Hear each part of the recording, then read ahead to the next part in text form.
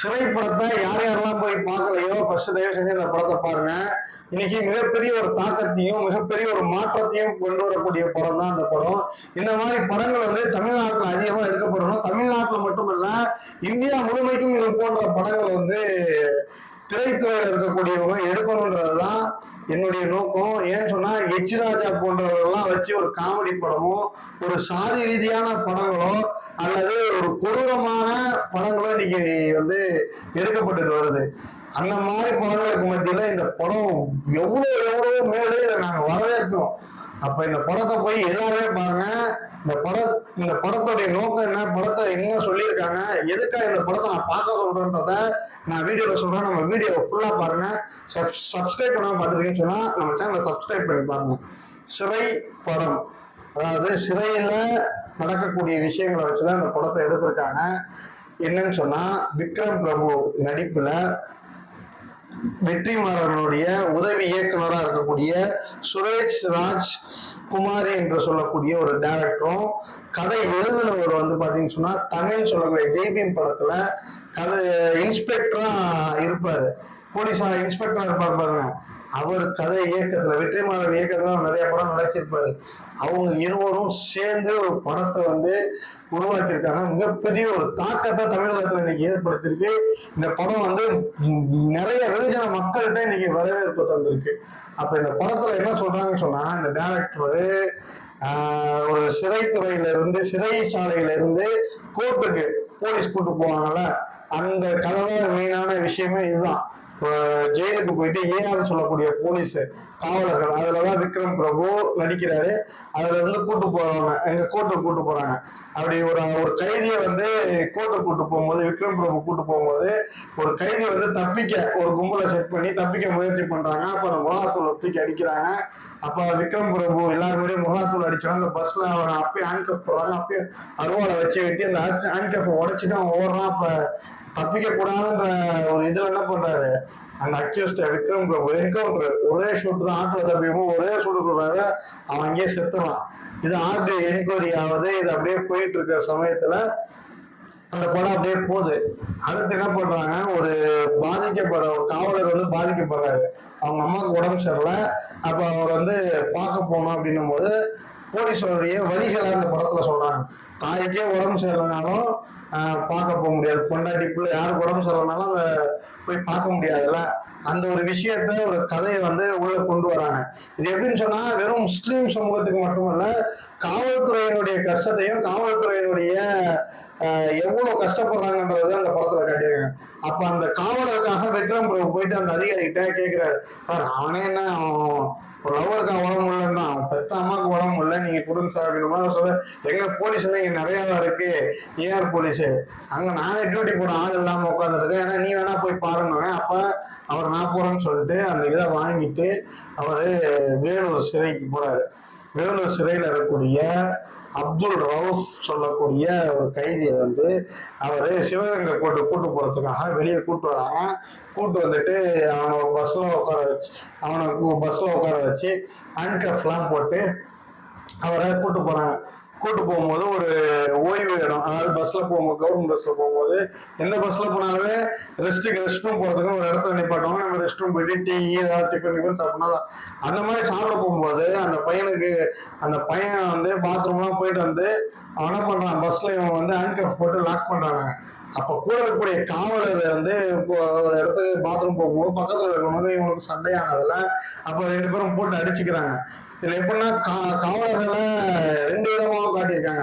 அதாவது போலீஸ் என்ன தப்பு பண்றாங்க, போலீஸ் எவ்வளவு கஷ்டப்படுறாங்கன்னு காட்டுறாங்க. அப்ப நான் போலீஸ்ன்ற ஒரு ஆணவத்துல என்ன பண்றாரு, அவரு இந்த காவலர் ஒருத்தனை போட்டு அடிக்கிறாரு. அப்ப அடிக்க போகும்போது 2 பேரும் அடித்தடி ஆகுது. அப்ப கூட இருக்கவங்க சேர்ந்து அடிக்கிறாங்க, காவலர் தான் தெரியாம. அப்ப இவனை கூட்டு வந்து ஹேண்ட்கஃப் போட அந்த காவலர் அதை பார்த்துட்டு சட்டுன்னு இறங்கி ஓடுறாரு. ஓடனோடனே அங்க போனோடனே அவனையும் போட்டு அடிச்சோன்னே அப்பதான் விக்ரம் பிரபு யூனிஃபார்மோட பாத்ரூம் வந்து ஓடிடுறாரு. என்னாச்சுன்னு பார்த்தா சண்டை எல்லாம் அடிச்சுட்டு போலீஸே அடிக்கிறீங்களா சொல்லிட்டு எங்கடா பஸ் அப்படின்னு சொல்லி பார்த்தா பஸ் எங்கடா அக்யூஸ்ட்னு சொல்லி பார்த்தா அக்யூஸ்ட் இல்ல.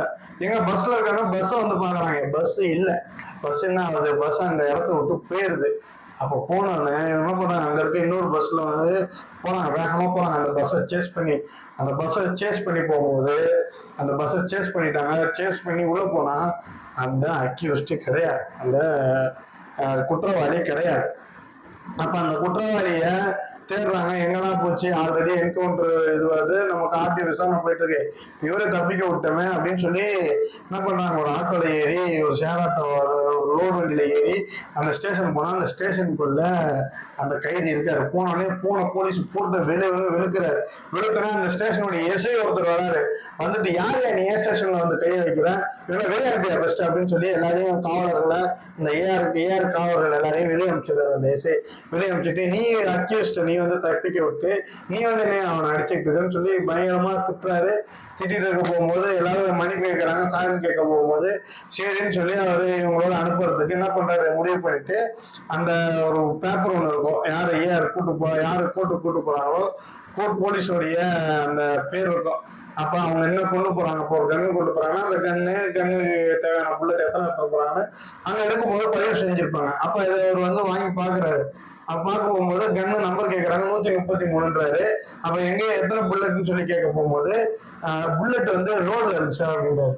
உடனே எஸ்ஐ வந்து நீ ஏஆரு, நீ வந்து பிரைவேட் போலீஸ், நீ வந்து கோர்ட்டை கூட்டு போற, நீ எப்படி ரோட் பண்ணலாம் போது இந்த கதையோடைய இந்த படத்தோடைய சாராம்சமே இங்கதான் ஸ்டார்ட் ஆகுது.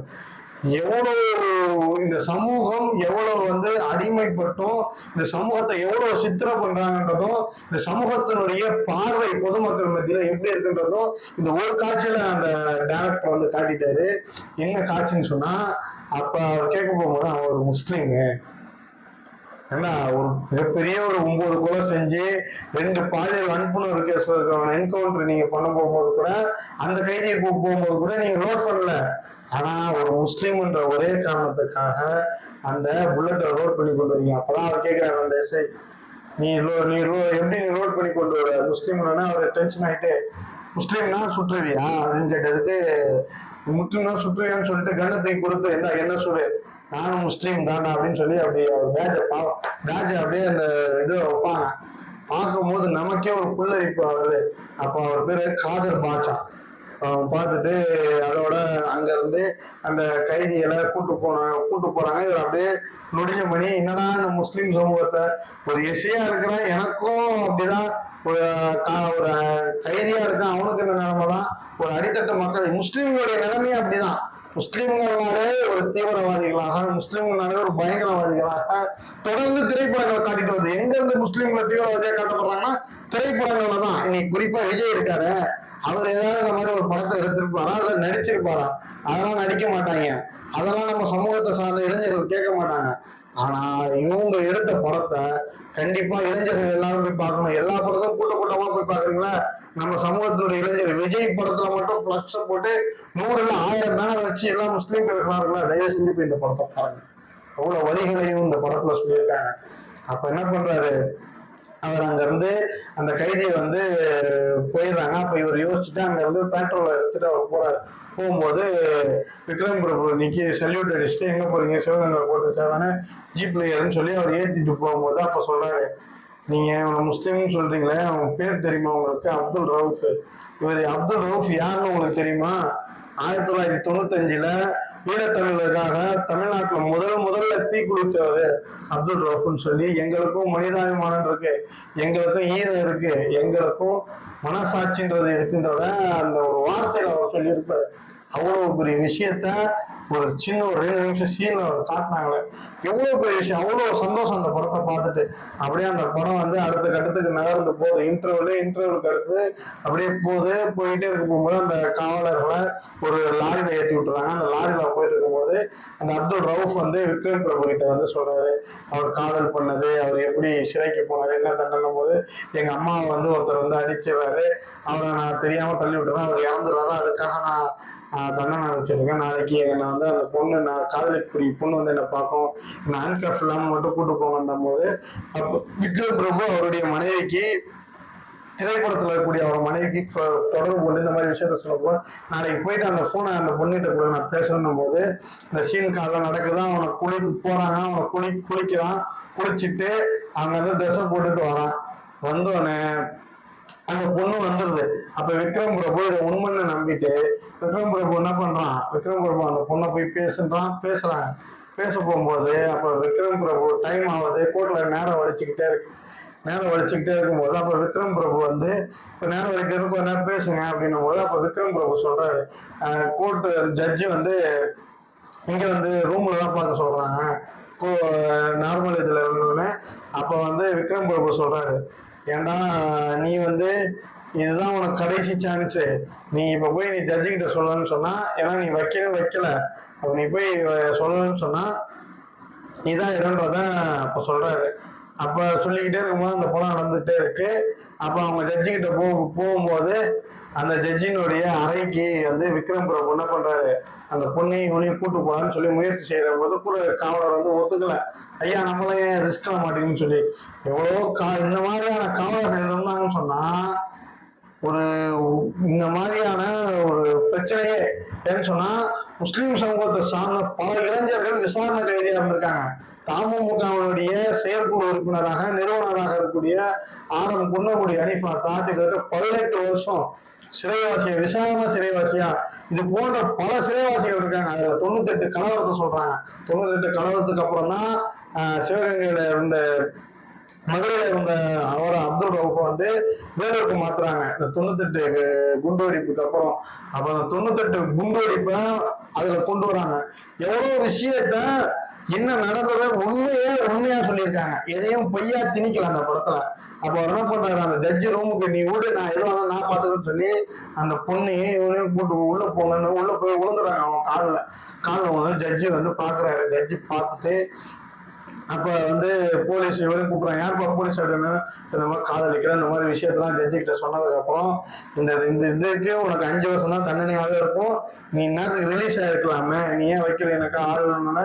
அப்ப என்ன பண்றாரு விக்ரம் பிரபு மறுபடியும் ஜட்ஜி கூப்பிட்டு அவரை கோட்டாளியை கூப்பிட்டு காசு எவ்வளவு வச்சிருக்கணும் கோட்டாளி கிட்ட காசை வாங்கி விக்ரம் பிரபு கிட்ட கொடுத்து நீ போகும்போது அவங்க பிரியாணி வாங்கி கொடுத்து கூட்டு போகும்போது அப்போ வெளியே வந்து அந்த கைதி வந்து அந்த கைதியோட ஆனந்தம் வந்து உண்மையாலே அந்த ஆனந்தம், அந்த ஆனந்தத்தை கொண்டாடக்கூடியவங்களுக்கு தான் அந்த ஆனந்தத்தை தெரியும். எத்தனையோ சிறைவாசிகள் வந்து கஷ்டப்பட்டு வேதனைப்பட்டு இருக்காங்க. இன்னமும் கூட 2 சிறுநீர் இழந்தோம் நிறைய சிறைவாசிகள் இன்னும் பரவல தான் இருக்காங்க. அந்த அளவுக்கு கொடிய ஒரு சூழ்நிலையில இந்த சமூகம் இருந்துட்டு இருக்க நிலையில அப்ப அந்த கைதி கிடைச்சதை வந்து அவன் வந்து அந்த விக்ரம் பிரபு கட்டி பிடிச்சி அவன் சொல்றான். அப்ப அந்த விக்ரம் பிரபுவும் அவங்க எல்லாருமே கோயிலுக்கு போறாங்க. கோயிலுக்கு போயிட்டு அந்த பொண்ணு சாமி கும்பிடுது. அப்புறம் என்ன பண்றாங்க, அடுத்த 16 வந்து ஹியரிங் வருது. அப்ப போகணும் போது அப்ப விக்ரம் பிரபுக்கு அந்த என்கவுண்டர் பண்ண ஒரு விசாரணை வந்து ஆர்டிஐ விசாரணை வந்தது. அப்ப போராடு அவர் அங்க போக முடியல. இப்போ நைட்டு ஃபுல்லா யோசிச்சுட்டே இருக்காங்க. வேற காவலர் கூட்டு போனா அங்க ஒரு ட்விஸ்ட் போனா அந்த ஜட்ஜே கிடையாது, வேற ஜட்ஜு, ஒரு கேரளா மலையாளி ஒரு ஜட்ஜு வந்து உட்காந்துருக்காரு. அப்ப அவர் கூட அன்னைக்கு வந்து ஏஆர் போலீஸ் விக்ரம் பிரபுவோட ஃப்ரெண்டு அவர் என்ன பண்றாரு, ஃபோன் பண்ணி இந்த மாதிரி வேற ஜட்ஜு மாறிடுச்சுடா இங்க அப்படின்னும் போது கரெக்டா விக்ரம் பிரபு வந்துடுறாரு. விக்ரம் பிரபு வந்தோடனே என்ன ஆகுது, ஜட்ஜு கிட்ட அவர் பேசும்போது ஜட்ஜு டென்ஷன் ஆகுது. நீ யாரு ஃபர்ஸ்ட், நீ உள்ள வரதுக்கு, எங்க யூனிஃபார்ம், நீ போலீஸ் ஏஆர், உன் பேரு நீ எப்படி ஒரு நீ என்ன ஜட்ஜு ஏத்து பேசுறேன்னு சொல்லி உடனே என்ன பண்ணுவாங்க, ஏஆர் காப்பி வாங்கி ஏதோ ரிப்போர்ட் ஒன்று எழுதி நீ அவனை கூட்டு போகும்போது அந்த பொண்ணு வரலேன்ற ஒரு ஆதங்கத்துல இந்த பையன் என்ன பண்றான், போலீஸ்ல இருந்து தப்பிச்சு போய் கோயிலாண்ட போய் பாக்குறான். கோயில் அந்த பொண்ணு இல்லை. அப்ப கோயில இருக்கும் போது அந்த பொண்ணை பார்க்காம வரமாட்டான்னு 2 காவலரும் அடிச்சு வந்து அவனை அடிச்சு ஆட்டோல எடுத்து போகும்போது விக்ரம் பிரபு என்னடா பண்றீங்க, அந்த பையன்லாம் அப்படிலாம் பண்ணாதீங்கடான்னு சொல்லிட்டு விக்ரம் பிரபு அந்த பையனை காப்பாற்ற போகும்போது அந்த பொண்ணு வந்து பஸ்ல வருது. அப்ப அந்த பஸ்ல பொண்ணு அடிக்கிறத பார்த்துட்டு என்ன பண்ணுது, இறங்குனா அந்த பஸ் ஆக்சிடென்ட் ஆயிடும். அப்போ அதுதான் கிளைமேக்ஸு. அழுவாதவங்களுக்கு கூட அழுவ வந்துடும். அந்த செகண்ட் ஹாஃப் ஃபுல்லா நீங்க பாத்தீங்கன்னு சொன்னா கண்டிப்பா யாரும் இருந்தாலும் அழுவ வந்துடும். எனக்கு பக்கத்துல இருந்தவங்க தேம்பி அழுகுறாரு. நானும் அந்த அளவுக்கு ஒரு காட்சிய, ஒரு கதையை வந்து வாய்ப்பே இல்லை. அந்த டேரக்டருக்கு ஹேட்ஸ் ஆஃப் அப்படின்னு சொல்லணும். அப்ப அந்த பொண்ணு வந்து பஸ் ஏற்றி கொண்டு வரும். விக்ரம் பிரபு ஓடி போய் பார்க்கும் போகும்போது அருண் சார் துணி பை எல்லாம் கீழே இருக்கு, பஸ் வந்து நடுவில் நிக்குது. அப்ப அவர் அப்படியே உட்காந்தோடனே இவனையும் கூட்டு போயிடுறாங்க ஜெயிலுக்கு. கூட்டு போனோடனே இவர் அந்த ஏஆர்னுடைய ட்ரெயினர் ஆகிடுறாரு போல. இந்த ட்ரெயினரா இருக்க போகும்போது அந்த போலீஸ்க்கு ட்ரைனிங் கொடுக்க போகும்போது இந்த விஷயத்த அவர் சொல்றாரு. இப்போ கடைசியா அந்த ட்ரைனிங்ல இருக்கக்கூடிய ஒரு பையன் வந்து அப்ப என்ன சார் அந்த புள்ள வந்து செத்துருச்சா, அப்ப இவர் கேட்கிறாரு அப்ப அப்துல் ரவுஃப் சொன்னா இருப்பான் அப்படின்னு சொல்லி கேட்கும்போது ஒரு காவலர் இருப்ப உண்மையான காவலர் தான் அவன் வந்து சூசைட் பண்ணியிருப்பான் போது அப்ப நீ நிறைய படம் பார்ப்பியானு. ஏன் ஒரு நிறைய படத்துல காட்டுறதுதான் நிஜ வாழ்க்கையில நம்புறாங்க. அப்ப நிஜ வாழ்க்கைய வந்து படமா வந்து காட்டுறது இல்ல, பொய்யும் நிறைய கதையா காட்டுறாங்க. அதனாலதான் நாங்க சொல்றோம் முஸ்லிம்களை தீவிரவாதிகளாக காட்டிட்டு இருந்த ஒரு இடத்துல கவன் போன்ற படங்கள்ல, மாநாடு போன்ற படங்கள் எல்லாம் முஸ்லிம்களை நெகட்டிவ் ரோடா இல்லாம பாசிட்டிவ் ரோடா காட்டுறாங்க. இந்த சிறை படம் வந்து அது எல்லாத்தையும் பீட் பண்ணிருச்சு. இன்னைக்கு பாஜக காரர்களும் ஆர்எஸ்எஸ் காரர்களும் எடுக்கக்கூடிய படங்களுக்கு மத்தியில இந்த படம் வந்து நிச்சயமான முறையில தேசிய விருதை போடணும். தேசிய விருதுக்கு பெறதுக்கு நம்ம எல்லாரும் அதுக்கான இதை பண்ணணும். தயவு செஞ்சு இந்த படத்தை போய் பார்க்காதுங்க, தயவு செஞ்சு இந்த படத்தை போய் பாருங்க. அப்ப விக்ரம் பிரபு உட்கார்ந்து போகும்போது அப்ப அந்த காவலர்கிட்ட விக்ரம் பிரபு சொல்றாரு அப்படி இல்லை அப்படின்ட்டு பிளாஷ்பேக் ஓடுது. அப்ப அந்த கதையினுடைய முடிவு, அப்ப அவர் ஜெயிலுக்கு போறாரு விக்ரம் பிரபு அந்த பையனை பார்க்கும்போது அந்த பையன் வந்து அந்த விக்ரம் பிரபு கட்டி பிடிச்ச அளவு போகும்போது அப்துல்லே அப்படின்னு சொல்லி அவருடைய காதலி வந்து குரல் கொடுக்கறத, அப்புறம் அதுக்கப்புறம் தான் அந்த காதலி வந்து பஸ்ஸுக்கு அடியில மாட்டிக்கிச்சாவல ஒரு இடத்துல போய் அவர் தேய்ச்சிக்கிட்டு படுத்துட்டு இருந்திருக்கு. அந்த பொண்ணை கூட்டு போய் அங்க சேர்த்திருக்காரு.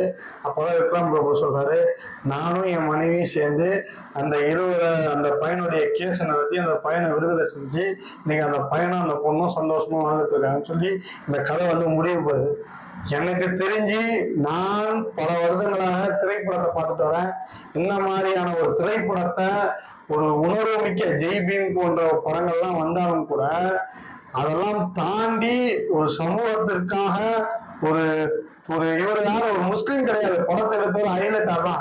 படத்தை எடுத்தவர் யாருன்னா வெற்றிமாறனுடைய உதவி இயக்குனராக இருக்கக்கூடிய சுரேஷ் ராஜ்குமார்ன்றவர் தான் படத்தை இயக்குனர். கதை எழுதுறவர் யாரு? தமிழ். இதுல ஒருத்தருமே முஸ்லீம்கள் கிடையாது.